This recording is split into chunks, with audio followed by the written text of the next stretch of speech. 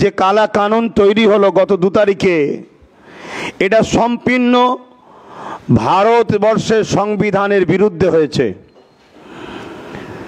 আমাদেরকে ভাবতে হবে, আমাদের দেশের মাথায় যারা বসে আছে, যারা জনগণের ভোট নিয়ে সংবিধানের শপথ নিয়ে পার্লামেন্টের ভেতরে শপথ নেয়, তারা যদি সংবিধান বিরোধী কর্মকাণ্ডের সঙ্গে জড়িয়ে যায়, তাহলে আমাদের দেশ কিন্তু আগামী দিন গোলামির দিকে যাচ্ছে। তাই দেশের সংবিধানকে যেমন বাঁচানো আমাদের পূর্ণাঙ্গ দায়িত্ব আছে দেশের নাগরিক হিসাবে, ঠিক তেমনি ওয়াকফ সম্পদ এটা আমাদের বাপ দাদাদের দানকৃত ব্যক্তিগত সম্পদ। এ সম্পদে ইংরেজরাও হাত দিবার সাহস পায়নি। এ সম্পদে বিগত দিন কংগ্রেস বা আরও যারা গভর্নমেন্ট হয়েছিল তারা কেউ হাত দিবার সাহস পায়নি। আজকের এ কেন্দ্রের ফ্যাসিবাদ জালিম মোদী সরকার সংবিধানকে বুনাগুল দেখিয়ে জোর করে মসজিদ মাদ্রাসাকে ভেঙে দিবার জন্য এবং মুসলমানদের ওয়াকফ সম্পত্তি কবরস্থান ঈদগাহগুলোকে কর্পোরেটর পুঁজিপতিদের হাতে তুলে দিবার জন্য আজকে যে ঘৃণা চক্রান্ত করেছে, যে বিল পাস করিয়ে তারা নিয়েছে, তারা হয়তো হলের মধ্যে ঘরের মধ্যে সংখ্যাগুরু দেখিয়ে বার করে নিয়েছে, কিন্তু আমাদের ঘরে রাজপথে এবং নিজ এলাকার মসজিদ মাদ্রাসা রক্ষার জন্য আমাদের জীবনের শেষ নিঃশ্বাস পর্যন্ত, রক্তর বিন্দু শেষ থাকা পর্যন্ত শরীরে আমাদেরকে এই কানুনের, এই কালা কানুনের, এই সংবিধান বিরোধী আইনের বিরুদ্ধে আমাদেরকে লড়াই করে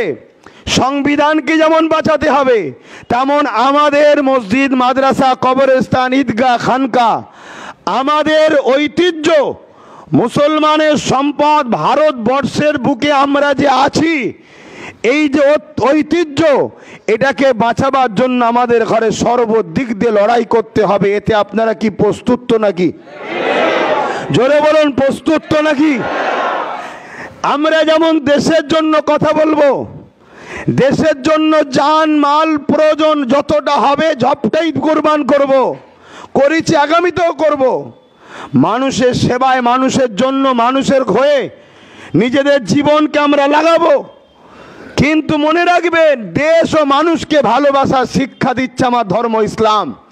অতএব সেই ইসলামের প্রপার্টি, ইসলামের সম্পদ মসজিদ মাদ্রাসার ওপরে যদি আঘাত আসে, তারা হয়তো সংখ্যা গুরু দেখিয়ে, তাদের এমপি বেশি দেখিয়ে জোর করে ঘরের মধ্যে আইন পাস করে নিতে পারে, কিন্তু এই আইনকে বাস্তবে লাগু আমরা ভারতীয়রা সংবিধানকে সামনে রেখে হতে দেব না।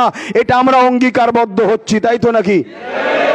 তার জন্য আমাদেরকে সংবিধানের দায়রার মধ্যে থেকে, সংবিধান যেভাবে আমাদেরকে পাওয়ার দিয়েছে, সংবিধান যেভাবে আমাদেরকে অধিকার দিয়েছে, সংবিধান যেভাবে আমাদেরকে ক্ষমতা দিয়েছে, সেইগুলোকে সামনে রেখে আমরা সম্পূর্ণ ক্ষমতাকে প্রয়োগ করে হয়ে সংবিধানকে যেমন বাঁচাবো, সংবিধান বিরোধী যে আইন তৈরি করেছে কেন্দ্রের ফ্যাসিবাদ মোদী সরকার, সেই আইনকেও আমরা প্রতিরোধ করে দেখাবো ইনশাআল্লাহ। বিগত দিনে কৃষক ভাইদের বিরুদ্ধে কালা কানুন তৈরি হয়েছিল।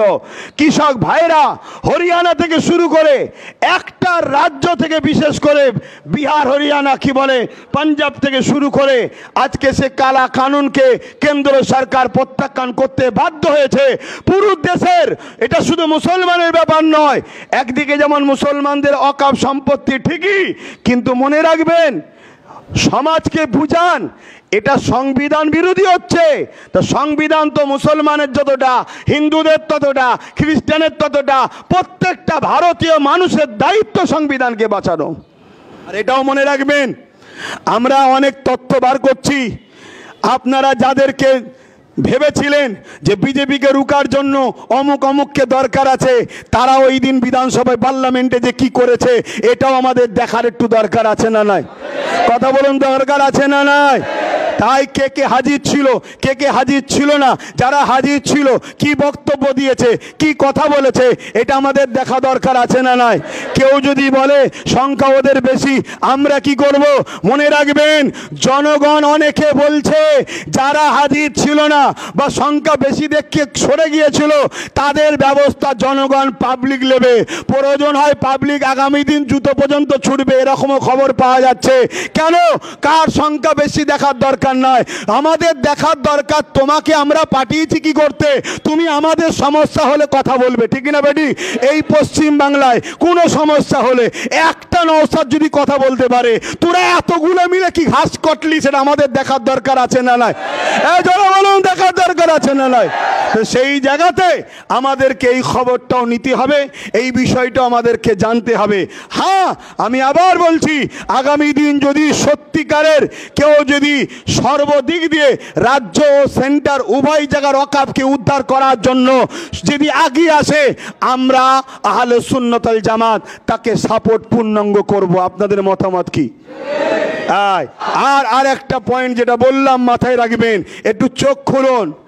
আমরা যাদেরকে মনে করেছিলাম বিজেপি রুখতে গিয়ে ইনাকে দরকার, আর এবং উনি বলেছিলেন কিছুদিন আগে, দেখলেন না, রেড রোডে গিয়ে বলল মুসলমান তোমাদের জন্য আমি সব করব, তোমাদের কোনো নিরাপদ নেই। তাহলে আমাদের খোঁজ লিয়া দরকার, মুসলমানের বিরুদ্ধে কালা কানুন তৈরি হচ্ছিল, সে ব্যক্তি তখন কি করছিল জানা দরকার আছে না? তাহলে এরা কত বড় যে ধোঁকা দিচ্ছে আমাদেরকে, এটা বুঝতে হবে। এখনো সময় আছে, এখনো সময় আছে। আমি আলোচনা করছিলাম গত রাত্রিরে নওশাদের সাথে যে রাস্তায় যেমন আন্দোলন হবে, রাজপথে যেমন আন্দোলন হবে, প্রয়োজন হয় আলোচনা করো। অলরেডি ও তখন বললাম আমি আলোচনা আগিয়েছি এবং আমি বলেছি তুমি তাহলে তৈরি হও, আমরা আইনের লড়াইটাও, জোরে বলুন। তাহলে আমাদেরকে জাগতে হবে, বুঝতে হবে, দেখতে হবে। কেন্দ্র সরকার এত ভয়ঙ্কর আইনটা তৈরি করছে, তার মধ্যে একটা পয়েন্ট দিয়েছে, যারা ওয়াকফ করবে, আল্লাহর রাস্তায় দান করবে, তাকে প্র্যাকটিক্যাল মুসলিম হতে হবে। সেই যে মুসলিম, সে প্র্যাকটিস করেছে, প্র্যাকটিসিং মুসলিম হতে হবে। কথা বুঝে আসছে? এবং 5 বছর সে ধর্ম প্র্যাকটিস করছে, এটা প্রমাণ করতে হবে। এই প্রমাণটা নেবে কে? জেলার যারা কালেক্টর তারা। তা জেলার কালেক্টর সে ইসলাম সম্বন্ধে বোঝে, সে তো নিজেই অমুসলিম, তা সে বুঝবে কি করে? তো সে দেখা যাবে আমাদের এই চাচাকে, মুরব্বীকে এতদিন ফুরফুরে আসার পরে বললো তুমি মুসলমানই এখন নয়। কোনো ইমামকে ডেকে বলবে এই ইমাম চলবে না, কেন মুসলমান নয়। মানে যা খুশি করতে চাইছে, এ থেকে আমাদের বুঝতে কি অসুবিধা আছে? সবচেয়ে বড় বিষয় হচ্ছে আরও যত ধর্মীয় ট্রাস্ট আছে, হিন্দু ভাইদের, জৈন ভাইদের, শিখ ভাইদের, পার্সি ভাইদের, প্রত্যেকটা ট্রাস্টের যে বডি হয়, সে বডিতে লেখা আছে, যেমন হিন্দু ভাইদের বডিতে লেখা আছে শুধুমাত্র হিন্দু ভাইরাই থাকবে, অমুসলিম বা অহিন্দু তারা কেউ থাকতে পারবে না। তাহলে ঠিক ওয়াকফ সম্পত্তি তো এটা হওয়া দরকার আছে না? না, আর এটাই রয়েছে, মুসলিমরাই থাকবে। কিন্তু আজকে কেন্দ্র সরকার বড় ছলে বলে কলে কৌশলে সেখানে শর্ত করে দিচ্ছে যে অমুসলিমদের ঘরে রাখতে হবে। এর পরিকল্পনাটা কি বুঝতে পারছেন না? এর পরিকল্পনা তো একটাই, আমাদেরকে আগামী দিন এই ভারত থেকে তাড়াবার প্ল্যান করবে, যেটা মায়ানমারে করেছিল। এর থেকে আর কত বিষয় আপনাদেরকে বলবো। তাই এখনই সময় আছে, আমাদেরকে সংগঠিত হতে হবে এবং আমাদেরকে এই কালা কানুনের বিরুদ্ধে বাতিল করার জন্য প্রতিটা গ্রামগঞ্জে অঞ্চলে প্রতিটা নিচু তলার মানুষ সবাইকে বুঝাতে হবে, সবাইকে জানাতে হবে, সবাইকে সজাগ করতে হবে। কথা বুঝে আসছে? অনেকে বলছে যে ওয়াকফ জায়গা, এয়ারপোর্ট আছে ওয়াকফ জায়গা, রেল আছে ওয়াকফ জায়গায়, বিভিন্ন অফিস আছে ওয়াকফ জায়গায়, বিভিন্ন কি বলে সরকারি দপ্তরে ওয়াকফ জায়গায়, অতএব সে কোনো সরকারের। আরে আমরা অস্বীকার করছি কোথায়? দেশ আমাদের, দেশের সম্পদ আমাদের, সবটা থাক না, কিন্তু ওয়াকফ বলতে হবে, ঠিক না বে? ঠিক গো, সেটাকে কিন্তু তুলে দিবার প্ল্যান করছে।